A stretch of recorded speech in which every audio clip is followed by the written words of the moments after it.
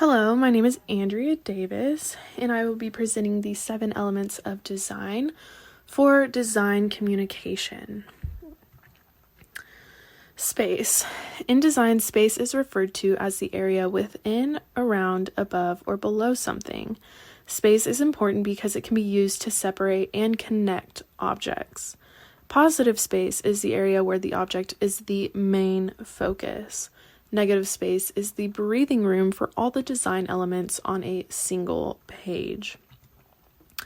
In these examples, you can see you are more drawn to the white areas, which are the positive areas, than you are to the dark areas, which are the negative areas. You can see that you can see a bear, a face, and a hand, and then once you take a closer look, you can see a cat, a hand, and another hand.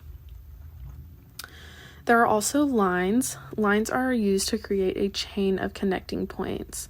They can be seen as straight, curved, or broken. They are also various sizes, weight, and depth.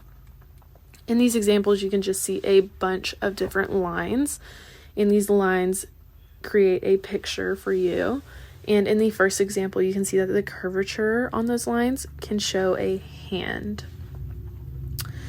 Shapes. Shapes are used in many different ways in design, such as to organize, separate, or connect elements.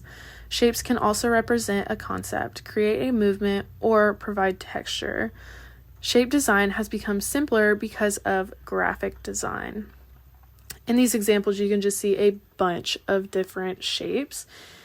The first example, there are a lot of different shapes, and it gives you a lot to look at. In the second example, you can see the shapes are different logos, and in the third example, you can see that these shapes are creating a bike. There is also size and scale. Size is the description of how big or small something is, whereas a scale is determining the weight of something. They can both depict a certain proportion of depth, though. There are many different examples on this slide. Also, you can see that the scale of the butterflies, it goes from large to small, or small to big. In the second example, you can see a bottle with a person running, and it shows that this bottle is much larger than you would actually think. In the third example, you can see this person looks very small next to this ball. There's also color. Color is a very powerful tool in art. Its job is to draw your attention to a certain area. Color has the ability to make you feel certain types of emotion.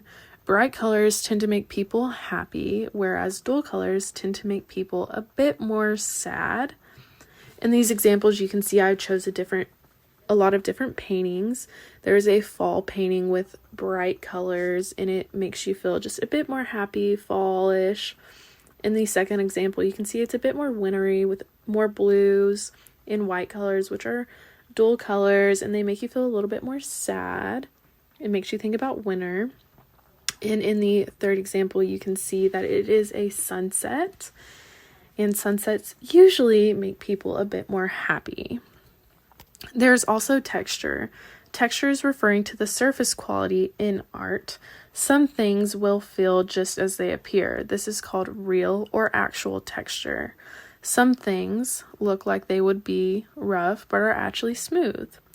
Texture is created to look like something that it is not, which is called visual or implied texture. In these examples, you can see I've chosen rocks, which look smooth but could possibly feel rough.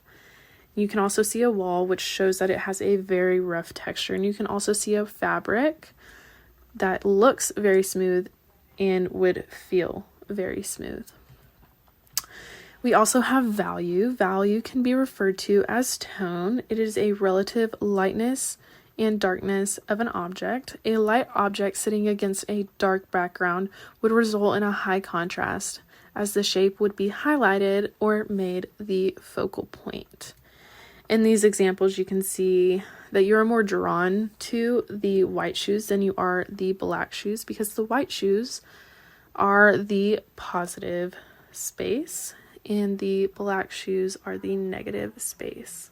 You can also see that these pictures of the dogs, the value of color in each of them are different. And these are my sources.